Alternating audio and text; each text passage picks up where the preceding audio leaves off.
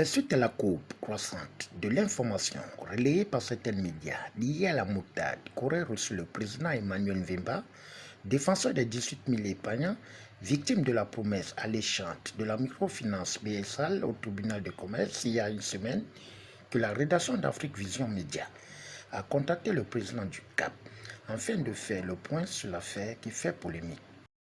Mesdames et messieurs, chers épargnants du Gabon,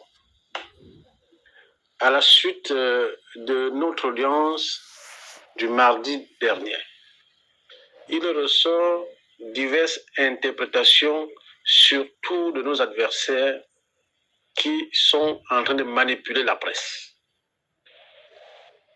Certaines presses véhiculent l'information selon laquelle nous aurions perdu le dossier. Ce qui n'est pas vrai du tout. Nous sommes sortis du tribunal. Il n'a jamais été question pour nous de perdre le dossier. Bien au contraire, les banques ont été condamnées à payer les dépenses. Je crois que tout juriste, membre de ce forum, devrait comprendre que si, au sortir d'une requête, on vous demande de payer les dépenses, c'est que vous avez perdu. Et c'est ce qui a été fait. Au regard de cette manipulation de la presse, d'une certaine presse, pas toute d'ailleurs, parce que la presse d'État a bien relayé nos informations.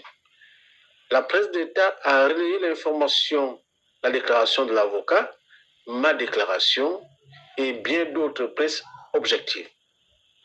Il s'agit tout simplement d'une petite minorité de presse qui, pour n'avoir pas été invitée à prendre part à cette couverture médiatique, se trouve être manipulée et véhicule de fausses informations auprès de l'opinion nationale et internationale. C'est pour cela que j'ai décidé aujourd'hui d'éclairer l'opinion nationale et internationale à l'occasion d'une conférence de presse samedi prochain. Samedi prochain à 10h au siège du CAP, je tiendrai une conférence de presse afin d'éclairer non seulement les 18 000 épargnants, mais également l'opinion nationale et internationale. Et vous verriez bien avec preuve à l'appui que nous n'avons pas perdu le dossier et c'est juste une question de jour. Je dis bien une question de jour parce que je vais vous montrer, je vais vous démontrer à travers des supports techniques qu'il s'agit là d'une question de jour. Je vous remercie.